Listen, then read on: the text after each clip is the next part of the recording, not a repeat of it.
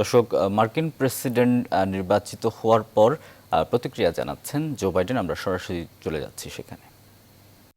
Down there, and I think Senator Coons is there, and I think the governor's around. Is that Ruth Ann? And that former Governor Ruth Ann Minner. Most importantly, my sisters-in-law and my sister Valerie. Anyway, folks, the people of this nation have spoken.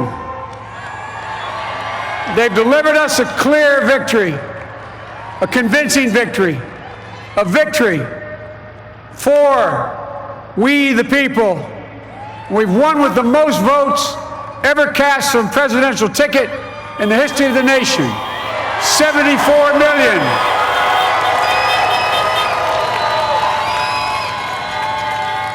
What I must admit has surprised me.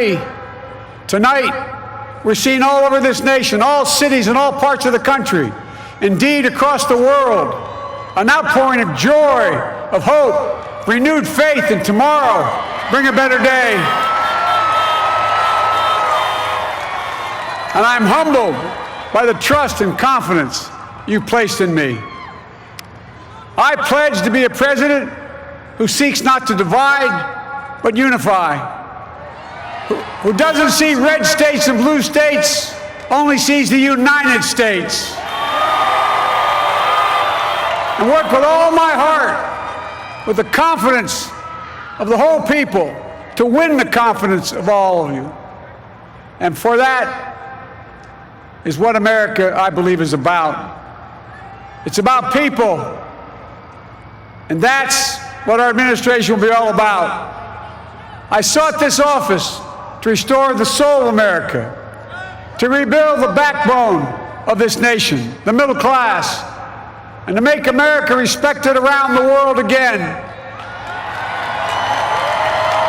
and to unite us here at home. It's the honor of my lifetime that so many millions of Americans have voted for that vision. And now, the work of making that vision is real. It's a task, the task of our time.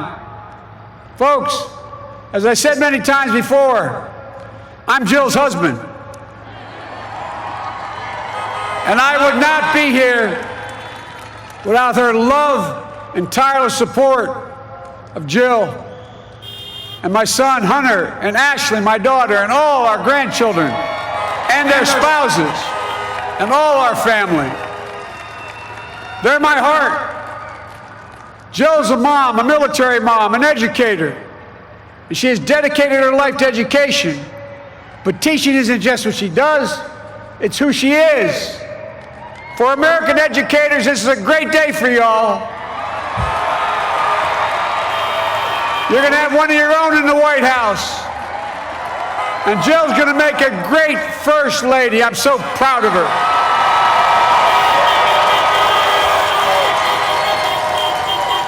And I'll have the honor of serving with the fantastic Vice President who you just heard from, Kamala Harris,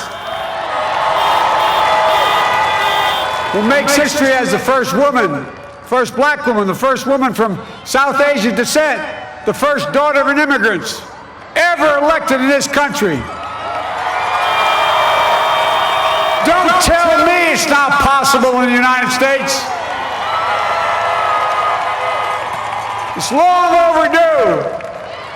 And we're reminded tonight of those who fought so hard for so many years to make this happen. But once again, America's bent the arc of the moral universe more toward justice. Kamala, Doug, like it or not, your family, you become an honorary bride and there's no way out. To all those of you who volunteered and worked the polls in the middle of this pandemic, local elected officials, you deserve a special thanks from the entire nation.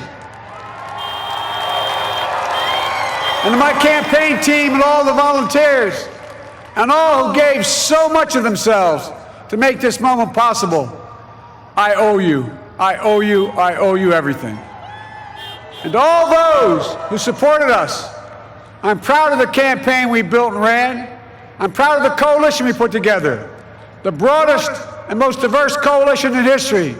Democrats, Republicans, Independents, progressives, moderates, conservatives, young, old, urban, suburban, rural, gay, straight, transgender, white, Latino, Asian, Native American. I mean it, especially those moments, and especially those moments when this campaign was at its lowest ebb. The African American community stood up again for me. You've always had my back, and I'll have yours. I said at the outset, I wanted to represent this campaign to represent and look like America. We've done that. Now that's what I want the administration to look like and act like. For all those of you who voted for President Trump, I understand the disappointment tonight. I've lost a couple times myself, but now let's give each other a chance. It's time to put away the harsh rhetoric, lower the temperature, see each other again, listen to each other again. And to make progress, we have to stop treating our opponents as our enemies. They are not our enemies. They are Americans. They're Americans. The Bible tells us, to everything there is a season, a time to build, a time to reap and a time to sow, and a time to heal. This is the time to heal in America.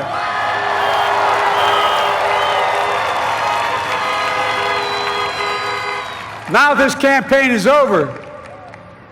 What is the will of the people? What is our mandate? I believe it's this.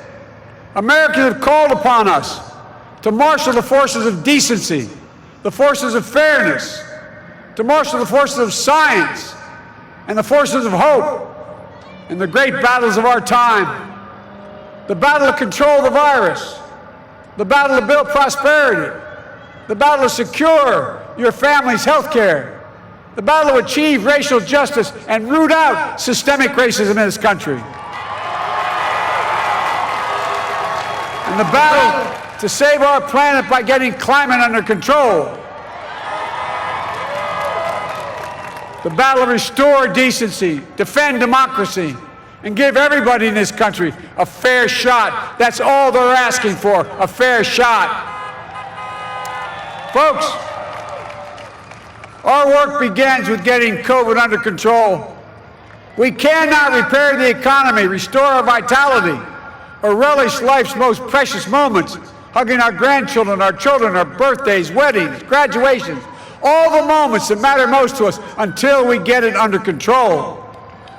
On Monday, I will name a group of leading scientists and experts as transition advisors to help take the Biden-Harris COVID plan and convert it into an action blueprint that will start on January the 20th, 2021.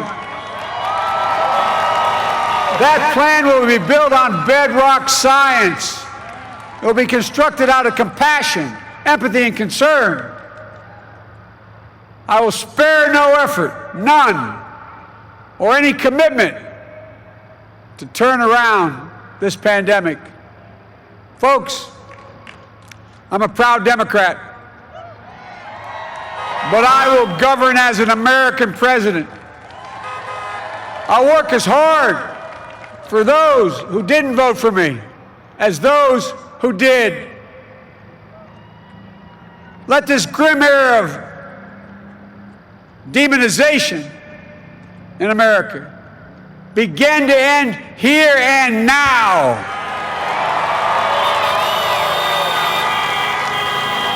The refusal of Democrats and Republicans to cooperate with one another, it's not some mysterious force beyond our control. It's a decision, a choice we make. And if we can decide not to cooperate, then we can decide to cooperate. And I believe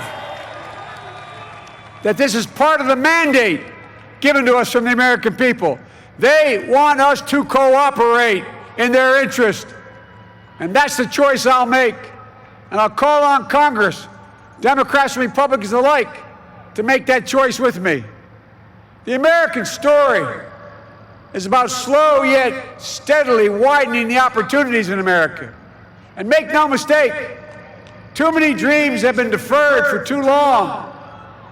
We must make the promises of the country real for everybody, no matter their race, their ethnicity, their faith, their identity, or their disability.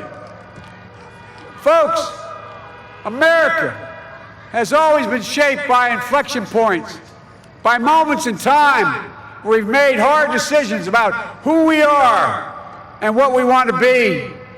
Lincoln in 1860, coming to save the Union. FDR in 1932, promising a beleaguered country a new deal. JFK in 1960, pledging a new frontier. And 12 years ago, when Barack Obama made history, he told us, yes, we can. Well, folks, we stand at an inflection point. We have an opportunity to defeat despair, to build a nation of prosperity and purpose. We can do it. I know we can. I've long talked about the battle for the soul of America. We must restore the soul of America. Our nation is shaped by the constant battle between our better angels and our darkest impulses. And what presidents say in this battle matters. It's time for our better angels to prevail. Tonight, the whole world is watching America. And I believe at our best, America is a beacon for the globe. We will lead not only by the example of our power, but by the power of our example.